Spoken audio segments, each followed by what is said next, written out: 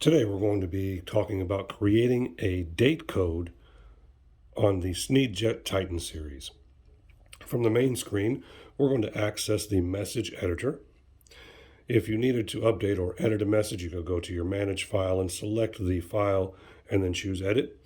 We're just going to go with a blank slate here.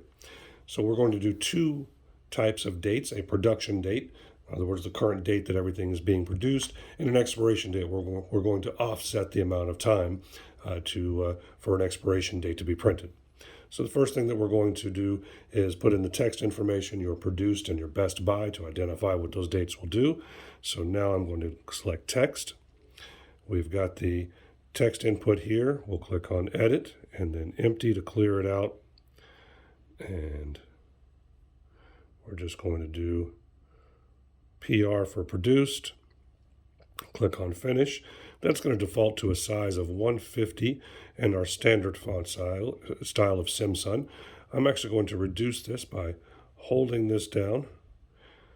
For a lot of you out there, you're going to find a standard size in the 70s is going to be right for your product. That's going to give you about a 3mm size character.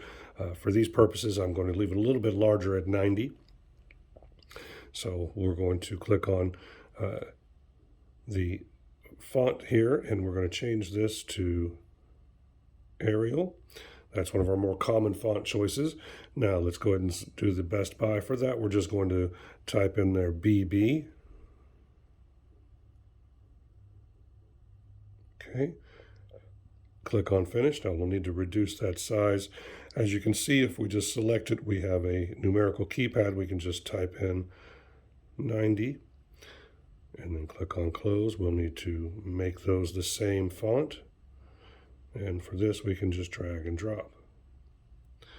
All right. Now we want to actually put in our production date. So that's going to be a time object. And a time object will reference the internal clock. So as long as your clock is set correctly, you will get the correct date and offset dates and times. So we're going to select time. That's going to pre-populate a date code and give you a standard format. Again, we're going to adjust the size of that real quick. Take that down to 90. Just type that right in there. Click on close. Adjust the font. And now we're going to select a different format. Here are your standard formats that are available. We've got a good month, day, year there. If we need to move this over a little bit, we can either drag and drop as we did previously, or we can just use our X button, hold it down a little bit to create a little bit more spacing, and you can watch it move over and see the numbers increase. Now, for our expiration date, we're going to go ahead and add another time object. We're going to change the font size again, update the font style. Now we want to put this on the same area as the best by. So what we're going to do is we're going to check the Y number. That's going to tell us where it is up and down here. That's 116. We're just going to make sure that matches. And now we know they're both on the same line up and down. But we also want to match up our top line. We're going to see that has an X of 121. And we're going to adjust this X to that same 121. That way we know these are now lined up in the same area. All right, so now we want to adjust the format of that and give it an amount of time to offset. So we're going to use user defined. Once we access that, it's going to give us 3 columns.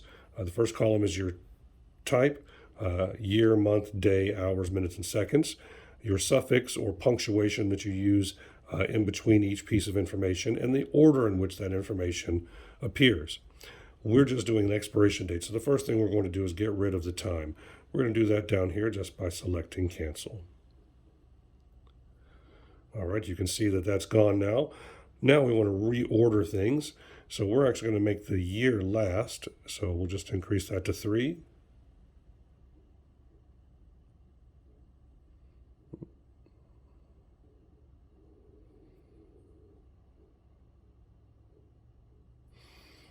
All right, sorry about that. I wasn't pressing correctly. All right, so now we've got the correct format, but our punctuation is incorrect. So we need to adjust that here in the middle. So for our year, our month, and our year, we're going to change this to cancel. You can see that that slash now went away. And we're going to take our month, and that is correct. Now after our day, we want to change that. So now we can see that our format is correct. Next thing we want to do is actually do our date offset. We've got our expiration date here. So your year is the first column, the month is the second column, and the day is the third column. All right, so over here, we want a 2-year offset. So we're just going to increase 1 and 2. You can see that it identifies that there. But let's say you had 2 years, 2 months, and 1 day.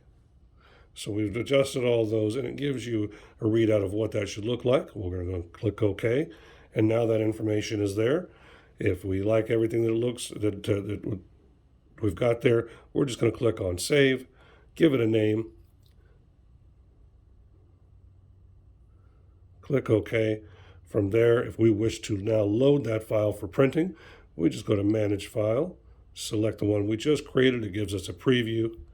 Click on Load File, and that's going to take us to the main screen, give us a print preview, and now we're ready to print.